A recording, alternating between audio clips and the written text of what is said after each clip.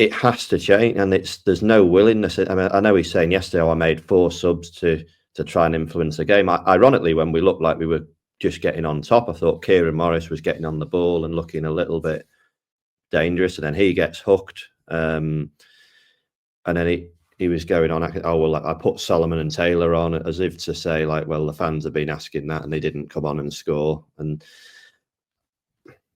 I felt it was a very almost like petty substitutions, to be honest, just to say, well, to the fans, well, you've asked for it, you've got it, and we've still lost. But the goal scoring, you look at it and you think yesterday, I can't remember their goalkeeper making a save. They had one block off the line, start the second half, a shot from Drysdale, which was again just a lump in the box. It fell to him. He actually got a really good shot off. Apart from that, I'm pretty sure their goalie didn't make a save. I cannot remember the Morecambe goalkeeper making a save of note, and that's a team who've got the worst defence in the league by a country mile. And you go back to doing basics to an elite level, to quote someone that we have to listen to every week. Well, a basic is get shots on goal, and if the goalkeeper has a worldie against you, like we've seen in the past, fair enough. But we're not doing that. We're not. The shots in the box is an interesting one, and I'd be interested to see like a breakdown of what they are. Is there obviously going to be a lot of bodies in the way and blocking shots? Is it coming off set pieces and throw-ins? Because certainly from open play, we don't look like we're going to slice a team open. We don't look like we're going to, like the chance we had very early in the game yesterday, where we sort of packed the middle, we got it wide to Norman, he put a cross in, and Connor had a header from, just inside the penalty box. It would have been an unbelievable header.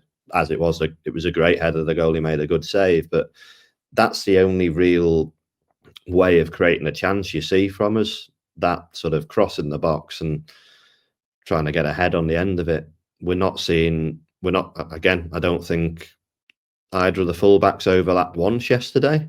I'm pretty sure if we watched the highlights, there wouldn't be a single one of them. Morecambe, we didn't really see it. And you think of Tranmere teams in recent years, that was quite a good way of us creating chances. I know we haven't got Bristow and Cogley anymore. He was so good at that, but I would argue Bradshaw could do that. The argument for Cam Norman over Leo Connor is he's a better attacking fullback.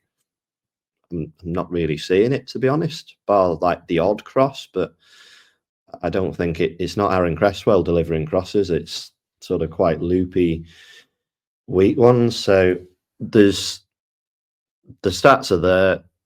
Will the club bury this head in the sand? Will they try and spin them at the Q&A? I'm sure they will.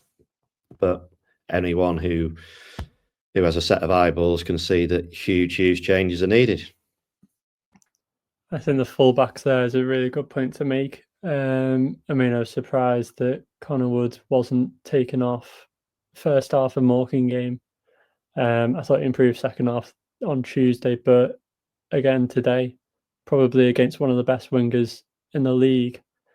He had him celebrating an early Christmas because he had him on skates, and I think it was an awful game to watch down our left-hand side, because every single time Markandy had an attack, you just knew something was going to happen, and every single time he kept beating his man.